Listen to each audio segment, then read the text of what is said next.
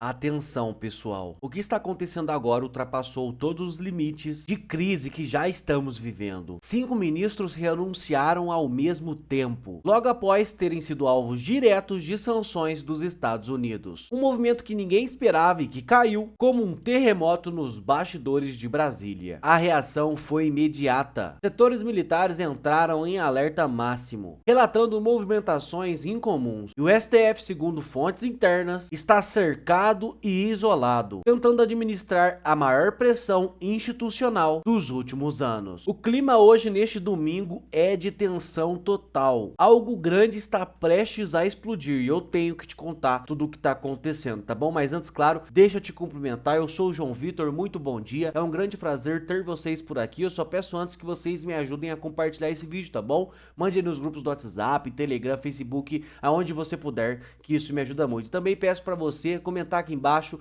da onde é que você fala. Qual é a sua opinião também? Qual é o seu posicionamento? Essas 3 coisas é muito importante, então comente aqui embaixo, tá ok? E se inscreva nesse canal, porque aqui temos notícias quentes todos os dias e assim você se mantém muito bem informado. Agora eu peço para vocês a atenção de vocês para esse vídeo aqui e me ajudem a compartilhar. Olha aí. E Anderson Torres, General Heleno, Jair Bolsonaro, presos, ainda mais nas condições que estão, né?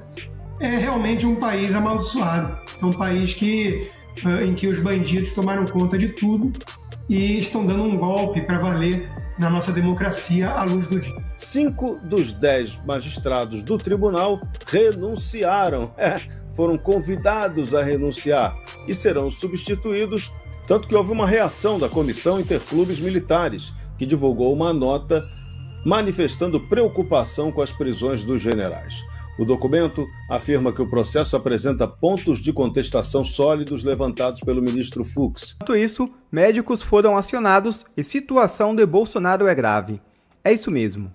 O vereador Carlos Bolsonaro informou que seu pai teve mais uma crise acentuada que já vinha se arrastando. Abre aspas. Persistência de soluços e refluxos que começaram durante a noite e continuaram ao longo do dia. Ele não vai sobreviver frente a essa injustiça. O sistema está assassinando de forma rápida e brutal meu pai. O que fazer, meu Deus? Fecha aspas. Questionou Carlos no X. Jair Renan, que recentemente visitou o pai, também publicou. Abre aspas. Os médicos do meu pai acabaram de ser acionados nesta tarde de hoje, dia 27/11. A crise de soluço voltou mais acentuada, ainda mais forte, e ele já havia me relatado que não conseguiu dormir durante a noite. Os episódios de refluxo que ocorreram ontem continuam persistindo ao longo do dia de hoje. As providências para a melhora desse quadro estão sendo tomadas pela equipe médica. É doloroso ver tudo isso acontecer e nem poder segurar a mão dele para ajudar. Peço a Deus que lhe dê alívio. Nada machuca mais do que assistir quem a gente ama sofrer assim, sem poder fazer nada. Fecha aspas. Deixa eu aproveitar para compartilhar aqui na tela com quem nos acompanha uma publicação do filho do ex-presidente Jair Bolsonaro, do Carlos Bolsonaro, atualizando o estado de saúde do ex-presidente. Aí uma publicação de agora há pouco. Acabo de receber a informação de que meu pai acaba de ter mais uma crise acentuada que já vinha se arrastando. Os médicos foram acionados nesta tarde diante da persistência de soluços e refluxos que começaram durante a noite e continuaram ao longo do dia. Ele não vai sobreviver frente a essa injustiça. O sistema está assassinando de forma rápida e brutal o meu pai. O que fazer? Meu Deus, está aí, consta uma publicação de agora há pouco, às 5h25 da tarde, de um dos filhos de Bolsonaro, Carlos Bolsonaro, dizendo que a equipe médica, então, já foi acionada nesse caso. É o desespero de um filho vendo em câmera lenta, né, realmente a continuação daquilo que Adélio Bispo começou. Está muito claro, né, que tem muita gente do sistema que não quer apenas afastar o Bolsonaro da política, quer extirpar o bolsonarismo do tabuleiro político e quer eliminar Jair Bolsonaro, porque ele é um incômodo, é um fardo para o sistema, com o capital político que ele tem e tudo mais. Então não resta a menor dúvida, né, de que muitos ali estão sim objetivando o fim da vida dele, né? Uma prisão nessas condições de saúde, tudo é tudo muito perigoso, tudo muito delicado.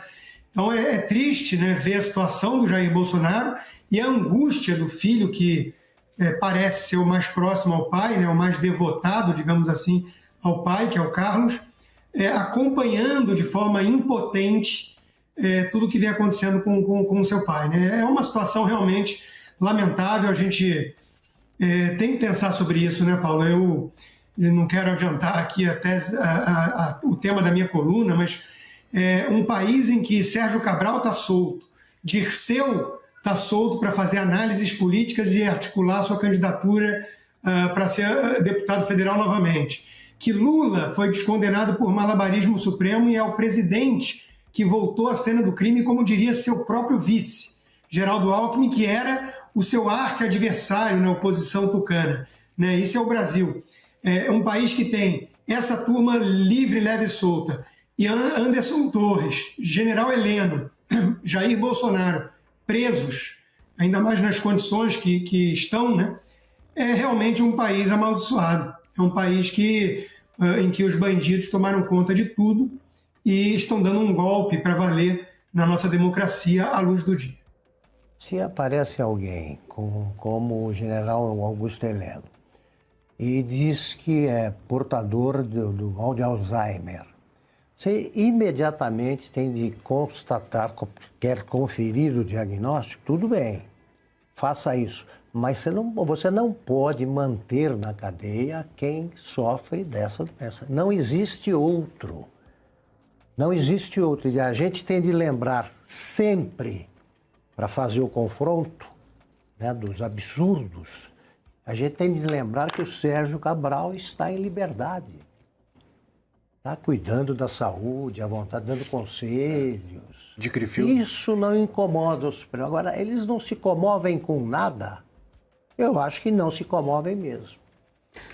Pois é, Cautia, nós até publicamos na Oeste um pouco da rotina de Jair Bolsonaro, conversamos com integrantes ali da equipe médica, pessoas próximas a Jair Bolsonaro, principalmente em relação a essa condição de saúde. Vale lembrar que na semana passada a defesa de Jair Bolsonaro pediu a prisão humanitária para que ele permanecesse em casa, em prisão domiciliar, porque ainda que estivesse preso em casa, pelo menos ele tinha a presença da mulher, filhos, né, gente ao lado, e pessoas como ele, que sofrem dessa condição aí, tanto do refluxo quanto das crises, dos episódios constantes de soluço, né? Ele pode broncoaspirar a qualquer momento, né? Ter uma pneumonia, se agravar. Então é importante, muitas vezes à noite acontecia esses episódios. Então, ter alguém por perto, uma pessoa que sofre com esses problemas crônicos e constantes, todos decorrentes da facada, é muito importante que ele não fique sozinho. E hoje ele está numa cela da Superintendência da Polícia Federal, uma cela ali de 12 metros quadrados, sozinho.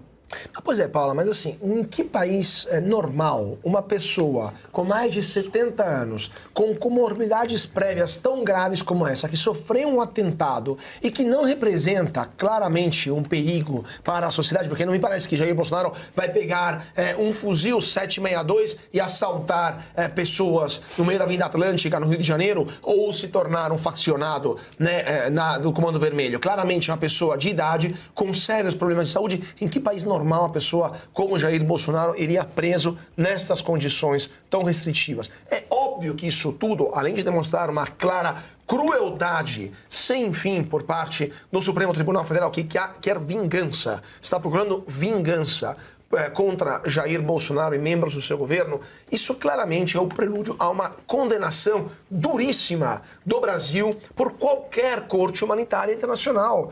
Um caso como esse, é o caso de Manuel, o que não deve ser feito em casos de condenações com pessoas nessas condições. É óbvio que o Brasil será condenado no futuro, além do processo ilegal, mas pelas condições pelas quais obrigou o Bolsonaro a ir preso. Então, o Brasil, isso aí já está escrito. No futuro vai acontecer.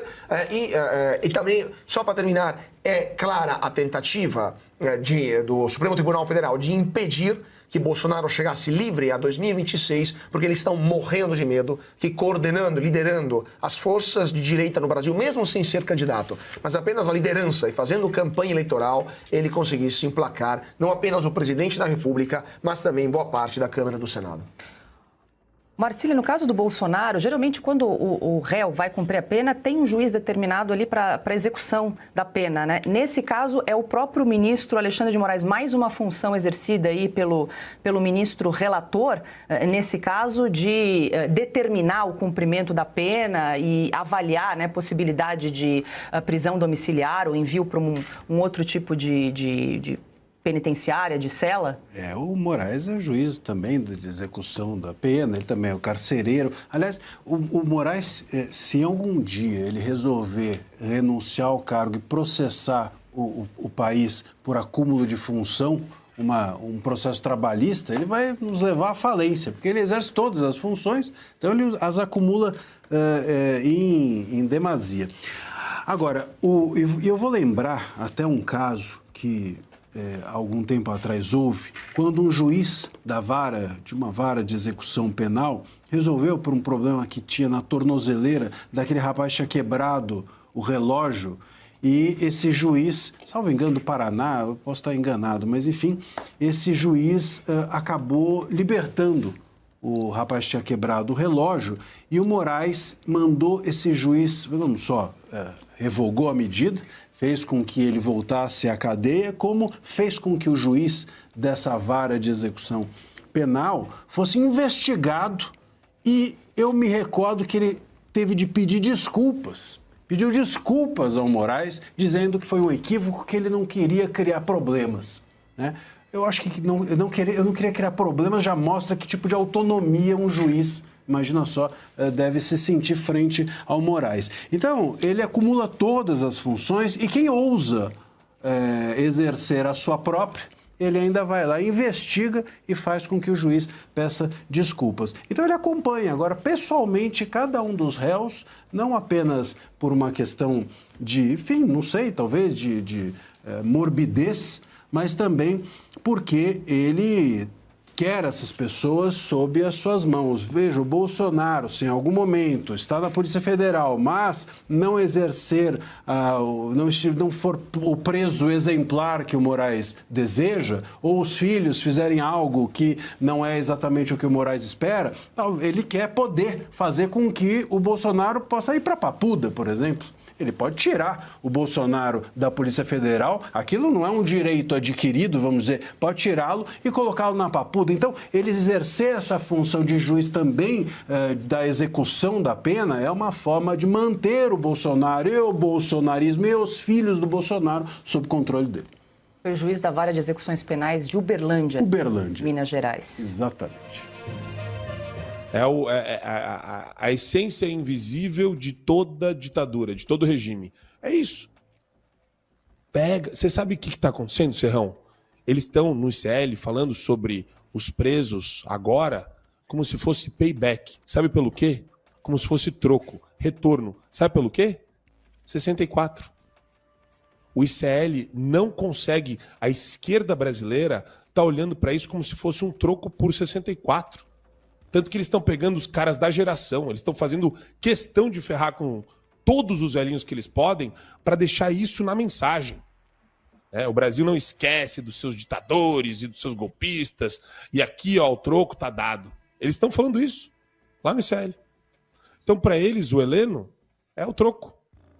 É o troco do regime militar. É isso.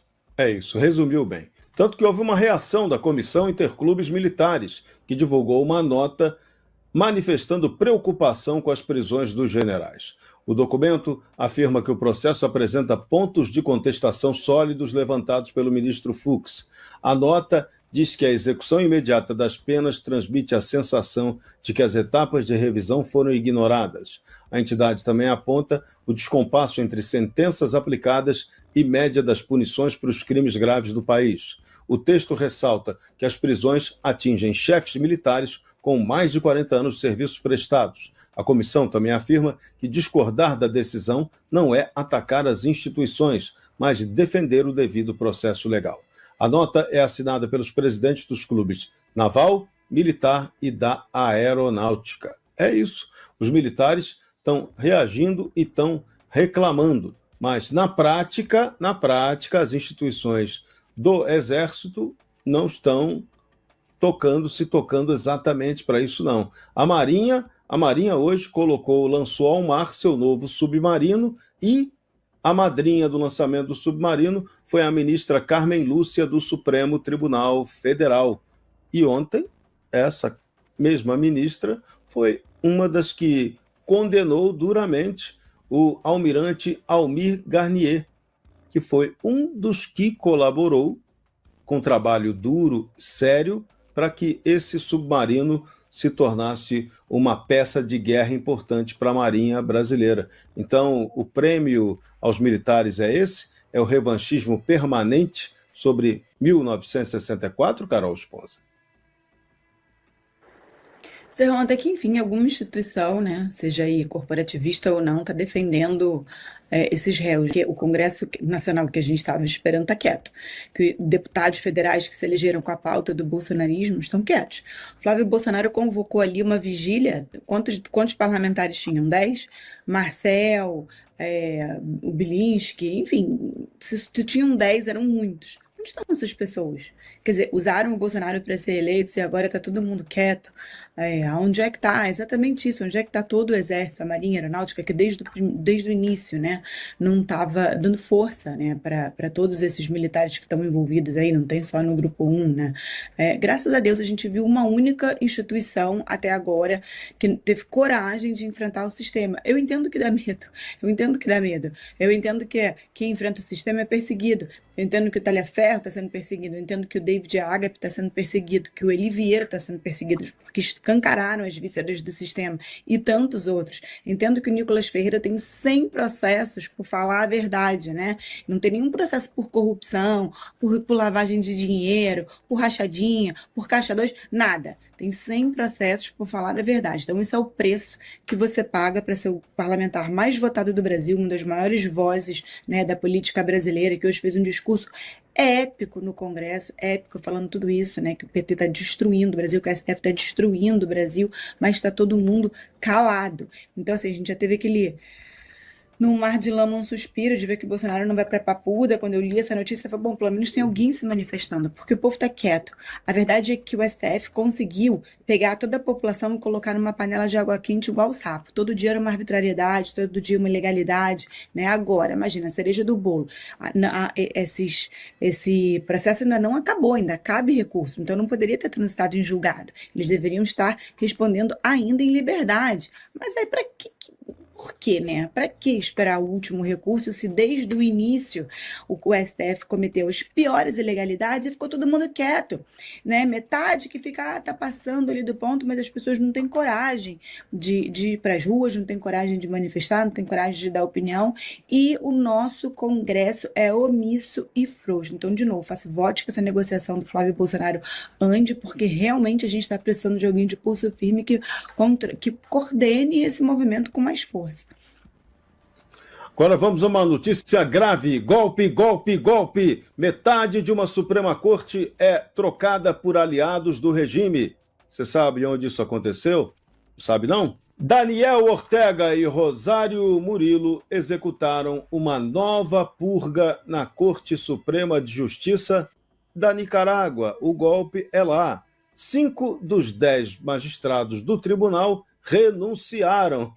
Foram convidados a renunciar e serão substituídos por figuras leais ao regime de ditadura da Nicarágua. A proposta foi assinada, e olha só, isso aqui é um meme pronto, hein? Foi assinada pelo Gustavo Porras, é o nome do cara, presidente da Assembleia Nacional da Nicarágua, e vai ser aprovada sem discussão. A reforma constitucional de fevereiro de 2025 reduziu o número de magistrados de 16 para 9 e eliminou a independência judicial. Para que isso, né? Em ditadura. Entre os novos indicados está a procuradora-geral Ana Júlia Guido, acusada de fabricar casos contra presos políticos. Magistrados Otávio Rotichacho, Andino e Ernesto Rodrigues Mejia são acusados de retirar a nacionalidade de opositores e foram sancionados também pelos Estados Unidos.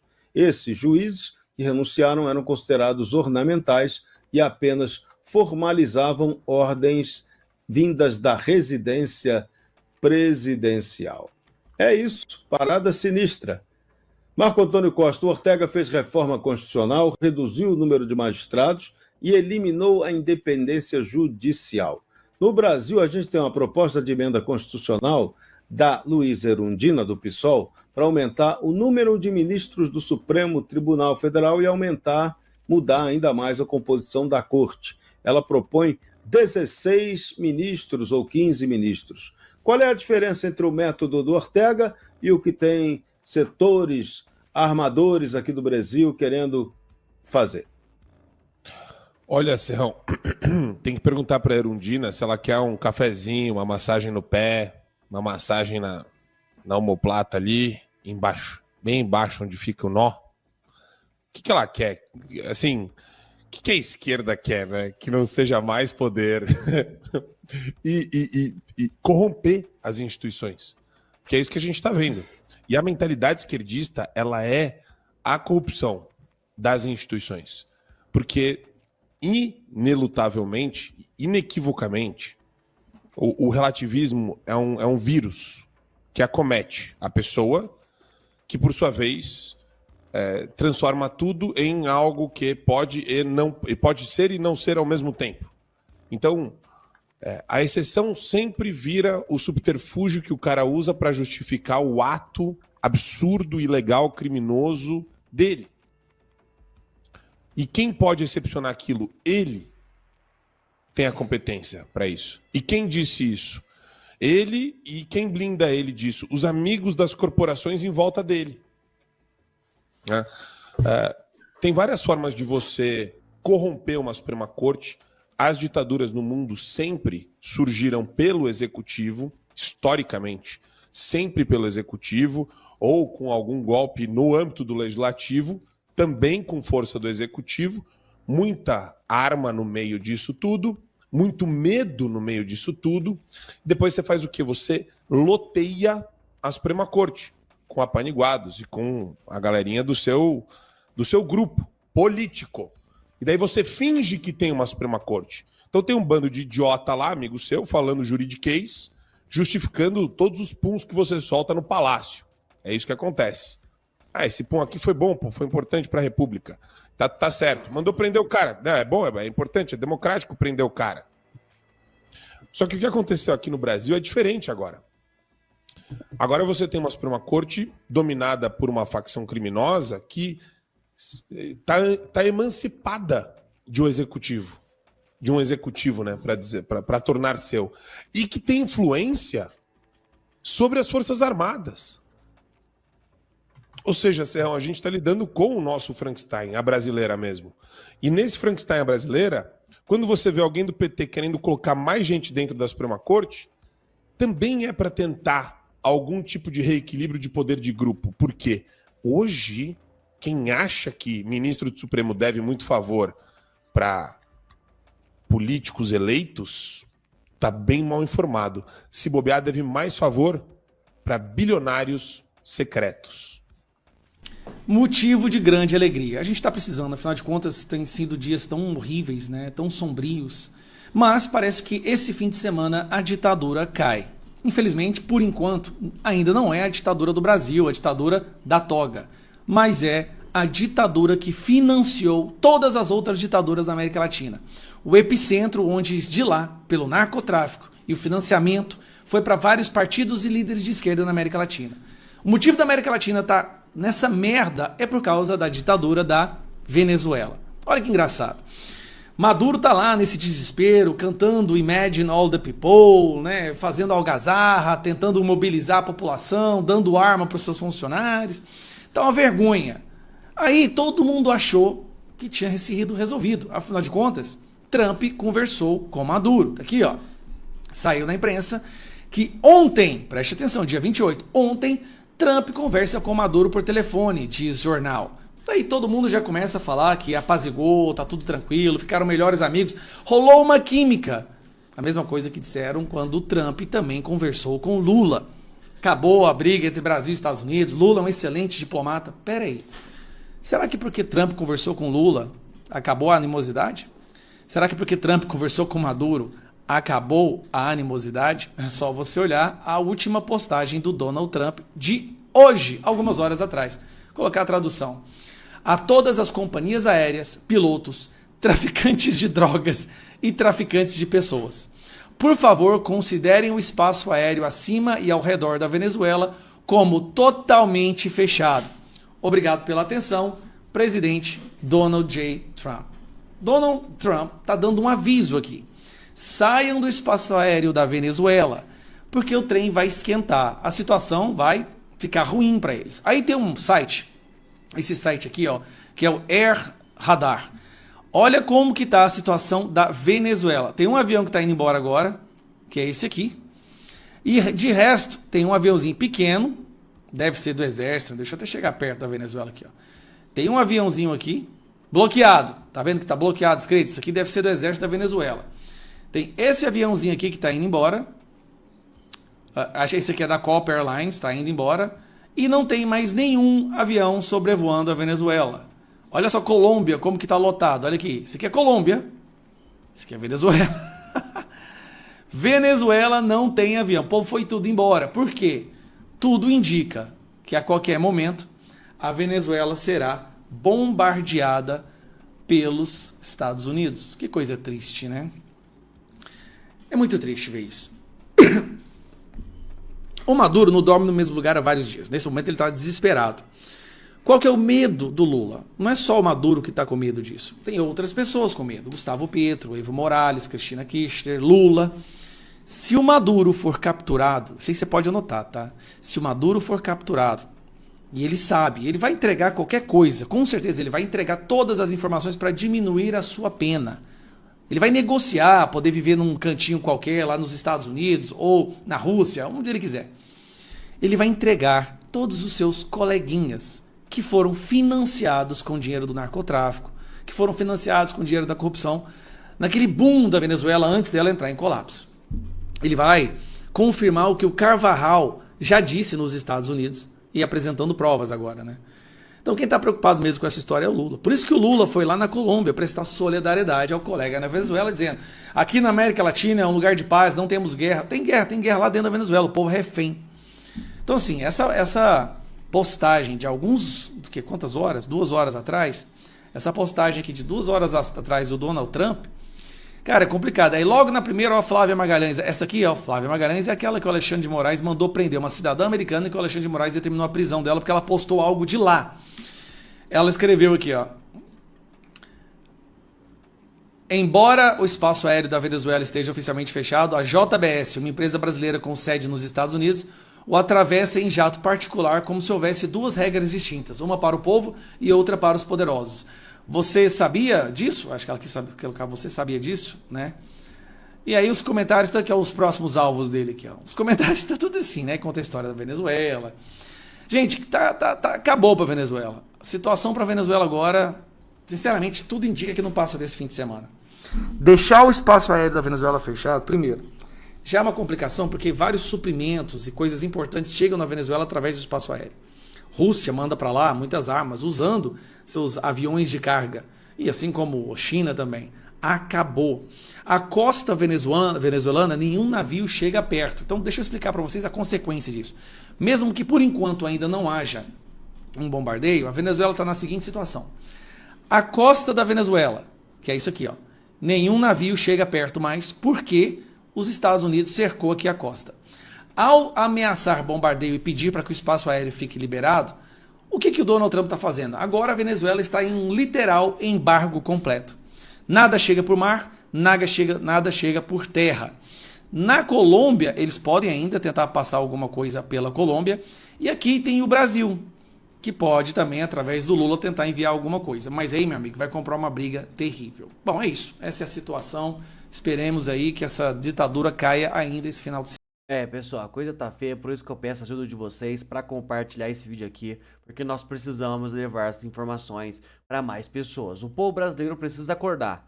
Um dia ou outro ele vai ter que acordar pro que tá acontecendo. E olha só, pessoal, também teve essa notícia aqui A defesa do Heleno agora tem 5 dias para entregar documentação que comprove Alzheimer. A gente noticiou aqui, né, que o general Heleno, ele foi preso na terça-feira e após a detenção ele foi encaminhado para a unidade de custódia lá do Comando Militar do Planalto, localizado em Brasília.